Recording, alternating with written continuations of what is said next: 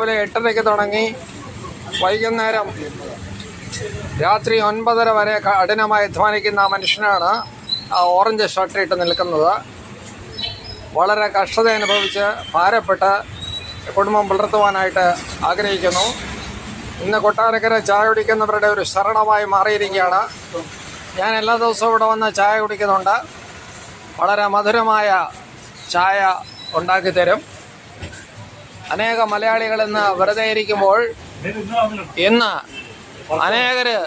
മലയാളികൾ വെറുതെ ഇരിക്കുമ്പോൾ അധ്വാനിക്കുന്ന ഒരു മുഖത്തിൻ്റെ വലിയൊരു കാഴ്ചയാണ് കാണുന്നത്. അദ്ദേഹത്തിന് 2 നില വീടുണ്ട്. മക്കൾ 2 പേരും നല്ല നിലയിൽ പഠിക്കുന്നു. അങ്ങനെ മുന്നോട്ട് പോകുന്നു. മലയാളികൾ മടിച്ചിരിക്കുമ്പോൾ ഇതാ അധ്വാനിക്കുന്ന ഒരു മനുഷ്യൻ. എൻ്റെ പേര് അൻപരശു എന്നാണ് അദ്ദേഹത്തിൻ്റെ പേര്. അദ്ദേഹത്തിന് ഭാര്യയും 2 മക്കളുമുണ്ട്. അവരും അധ്വാനിക്കുന്നു.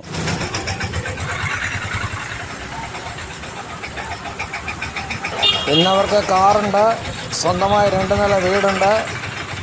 അങ്ങനെ ഈ കൊട്ടാരക്കരക്കാർക്കെല്ലാം ആശ്വാസം കൊടുക്കുന്ന ഒരു സ്ഥലമാണ് ഈ ഗണപതി സ്വീറ്റ് ഹാൾ അല്ലെങ്കിൽ ഗണപതി ചായക്കട.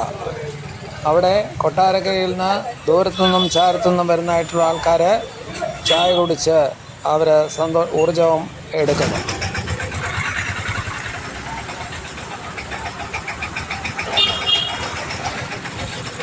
ഏതാണ്ട് 25 വർഷം മുമ്പ് തൂത്തുക്കുടി എന്ന് പറയുന്ന സ്ഥലത്ത് നിന്ന് കടിയേറി പാർത്തവരാണ് ഇവർ മിനർവ തിയേറ്ററിനടുത്താണ് അവരുടെ കട ഇട്ടിരിക്കുന്നത്. അവരുടെ കട തിരക്കൊഴിഞ്ഞിട്ട് സമയമില്ല. രാവിലെ 8:30 മുതൽ രാത്രി 10 വരെ അവർ അധ്വാനിക്കുന്നു.